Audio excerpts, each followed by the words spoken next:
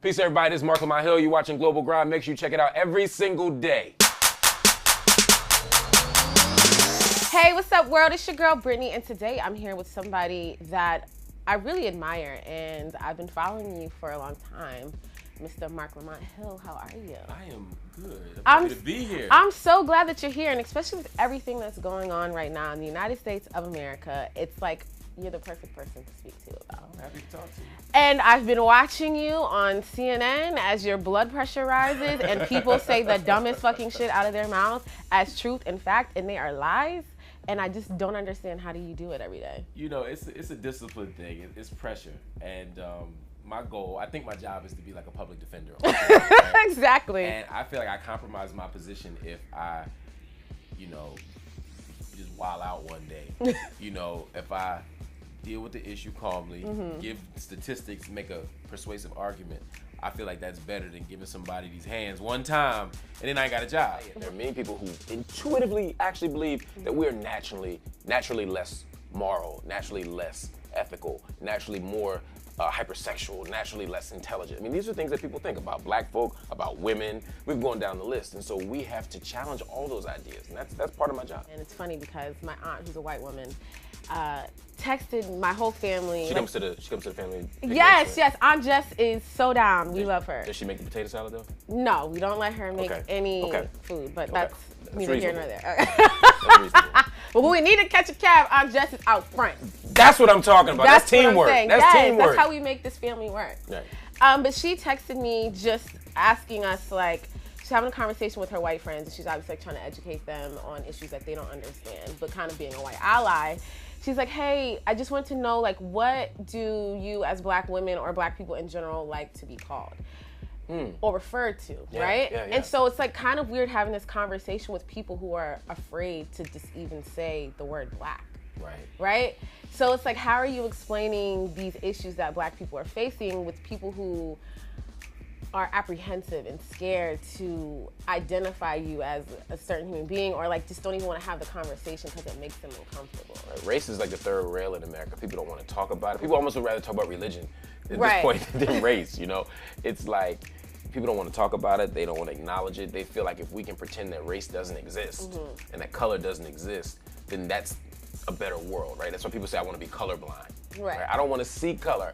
And my thing is, that's not the world I want to live in. I don't want to be post-racial, right? I want to be post-racist. Right. I want to live in a world where people don't use my race as a marker of my humanity and where my race doesn't become a social demerit. But I don't want to live in a world where you don't see I'm black. Because if you got to destroy my blackness in order to see me as a human being, then we're still not in the right place. Right. As an intellectual and as an academic, a lot of times people think that all I do is read books, and I read a lot of books. And I do a lot of heavy lifting, intellectually when I can, and I organize as an activist. But I also like to have fun. I like to laugh. I like to watch reality TV. I mean, one of the reasons why I'm doing VH1 Live is because I actually enjoy reality TV, but also pop culture. Yeah. The show is pop culture. Yeah. The show is entertainment. The show is celebrity stuff. We're going to engage VH1 talent and people outside of VH1. It's going to be a talk show. Yeah. It's going to be a talk show done well, done right, and with my sensibilities. It doesn't mean that I leave my brains at the door. It doesn't mean that I don't ask tough questions. It doesn't mean that I don't have a critical analysis. But I do it in the spirit of fun. Because after being on all day being told that black folk are prone to criminality, and after having to cover, crises in Syria and other places, I want to relax too. I want to laugh too. I want to see what Jocelyn and Stevie J is up to. Right. I want to know what's going on with Cardi B. I want to see what Shawnee, is doing with Basketball Wives of LA. I want to know what's going on with Black Ink Crew. I want to see all that. Right. So is reality TV like your biggest guilty pleasure, or do you have others? I don't feel guilty about watching reality TV, so I have no shame. So I can't even call it a guilty pleasure. You're like, I have no shame whatsoever. Exactly. I think trap music is my biggest guilty pleasure. Okay. Reality TV, I've come to terms with. It's just who I am. All right. So what's like your favorite trap song right now? The last album I bought, so I bought Schoolboy's album yesterday. I love that album, BTW. It's dope. YG's album is what I've been listening to all month. Okay. That album is crazy.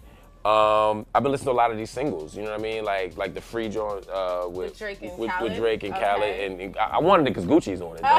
You know what I mean? Like I can hear Drake and Khaled all the time. Right. You know what I mean? All the way up remix. I'm waiting for Remy to put out more stuff, so yes. I'm excited about that because Remy is dope and been dope.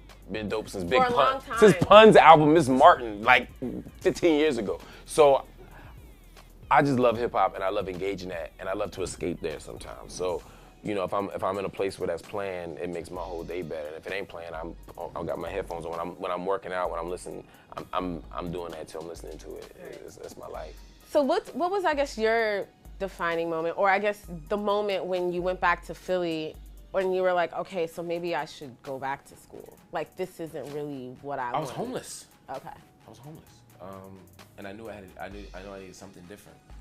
And so I went back to Philly so I wouldn't be homeless. Yeah. Because I was living on the streets. And then my mom was like, you gotta get a job or you're gonna be homeless again. Right. So just get a job and go to school. Mm-hmm. And so I decided to do both. And so I started selling accidental death and dismemberment insurance again. Going to Temple full time. Yeah. So I was working 40 hours a week, 50 hours a week, and I was going to school taking like all these credits, 24 credits, 27. Oh my God, that's stressing me because I felt out. like I was behind, and I felt like I need to catch up. And so the rest of my life, even now, I still feel like I'm behind. So I'm always trying to do 15 things. That's why I got like 50 jobs. Young black men don't feel loved sometimes, and I feel like they feel like this intense pressure to be like hyper masculine and mask all of their emotions, and then you're dealing with outside forces like the police and systemic oppression, and then kind of how we perpetuate things in our own culture that make them be held to this certain standard of masculinity. What do you think that we can do to make our young black boys feel okay with being who they really are? Yeah, we have to change the whole way we engage masculinity in society. Mm-hmm. You know, when you have a baby and it comes out, the baby has a sex, but it doesn't have a gender, right? Gender's the social stuff we place on it, right? When you start painting the room blue and pink or yellow, if you're trying to be safe. Yeah. It's what happens when you tell your 2-year-old to stop crying if he's a boy, right? You know, when you tell him to man up, right? One, that takes away his childhood.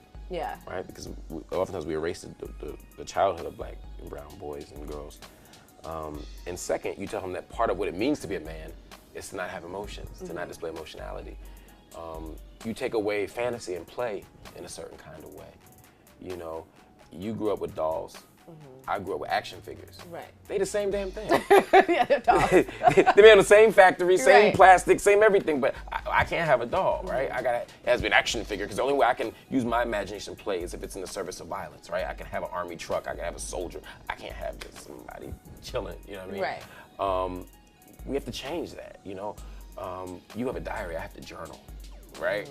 You know, because I can't just narrate my day unless I'm in jail, and then I can write letters all day. Right. Right. So there are very few spaces for us to do that. Boys don't read fiction at a certain point unless you're in jail, right? Now all of a sudden you find people you being able to play with emotion and escape because you want to escape, quite literally, right? Right.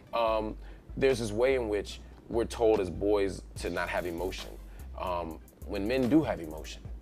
And the problem is that the only legible emotion we allow men to have is anger, right? So I got homies that'll break up with their girlfriends or be mad with their wife, and they'll come in the crib and they'll be kicking my door and punching walls.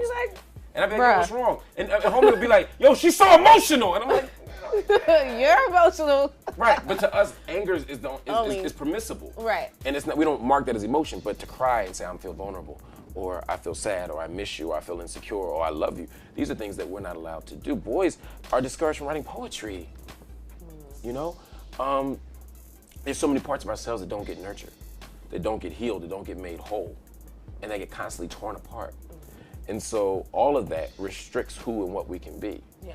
If you're told you have to be hypersexual, you have to be heterosexual, you have to be violent to be a man, then what happens to queer youth? What happens to trans youth? What happens to youth who, don't want those things? And by those things, I mean being hypersexual and being violent. What does it all mean? We got to change the whole story. And that comes from the music we consume, to the TV shows we watch, to the theology we engage in our churches, synagogues, and masjids. It affects all of it. We got to live different if we want to be different. You get rendered as nobody. You become a casualty of America's War on the Vulnerable from Ferguson to Flint, and beyond. And then you got to go home and be upset about And it. be upset. But then cheer up by watching VH1 Live at 10 p.m. on Sundays, only on VH1. God, Mark, you're so good at this.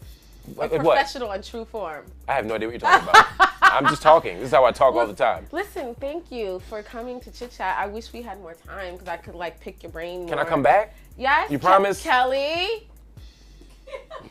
You totally just tearing down fourth walls here. I know. I like to do that sometimes.